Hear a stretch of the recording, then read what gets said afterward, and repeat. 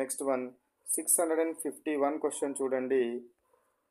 Identify the ore which contains both calcium and magnesium. So calcium మరియు magnesium రెండు ఉండేటివి, calcium మరియు magnesium రెండు ఉండేది ఏంటిది? Dolomite. Dolomite formula CaCO3 MgCO3. Dolomite formula ఏంటి? CaCO3 MgCO3. కాబట్టి ఇలా కాల్షియం మెగ్నీషియం రెండు మెటల్స్ ఉన్నాయి, ఒకటే ఓర్లో రెండు మెటల్స్ ఉన్నాయి.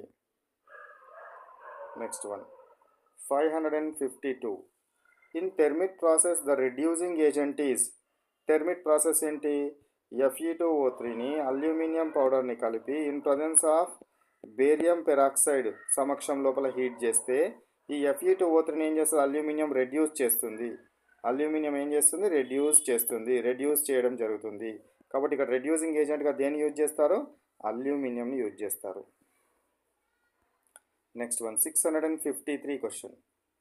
The process of converting hydrated alumina into anhydrous alumina is known.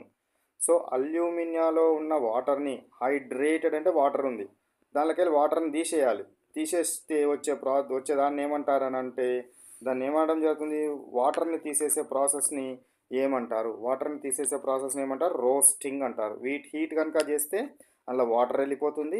అదేవిధంగా ఈజీగా మనకు వెపరైజ్గా మారేటివి ఏవైతే ఉంటాయో అవి కూడా వెపరైజ్గా మారి వొలాటైల్ సబ్స్టెన్సెస్ వెళ్ళిపోవడం జరుగుతుంది. కాబట్టి రోస్టింగ్లో జరుగుతుంది అది. నెక్స్ట్ వన్ 654 క్వశ్చన్ చూడండి. The method used for the concentration of sulphide ore. Sulphide ore బాగా గుర్తుంచుకోవాలి. సల్ఫైడ్ ఓర్ దేనికి? Froth flotation.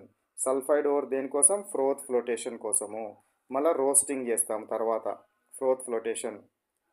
Next one 655 question చూడండి. Which one of the following reacts with aluminium to join railway tracks. Railway tracks దేనికోసము? Thermite mixture, thermite process. So aluminium తోటి కనుక react చేస్తే Al2O3 plus Fe రావడం జరుగుతుంది, liquid iron అనేది వస్తుంది. కాబట్టి ఇక్కడ ఫాలోయింగ్ రియాక్ట్స్ విత్ అల్యూమినియం, అల్యూమినియంతో ఏది రియాక్ట్ అవుతుంది?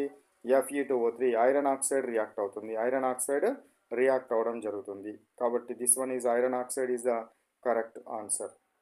సో ఇక్కడ ఇంకొకటి ఐరన్ ఆక్సైడ్ ఉంది, ఐరన్ 2 ఆక్సైడ్, ఐరన్ 3 ఆక్సైడ్ ఉంది. కాబట్టి ఇది Fe2O3 అనేది ఏది? Iron 3 oxide.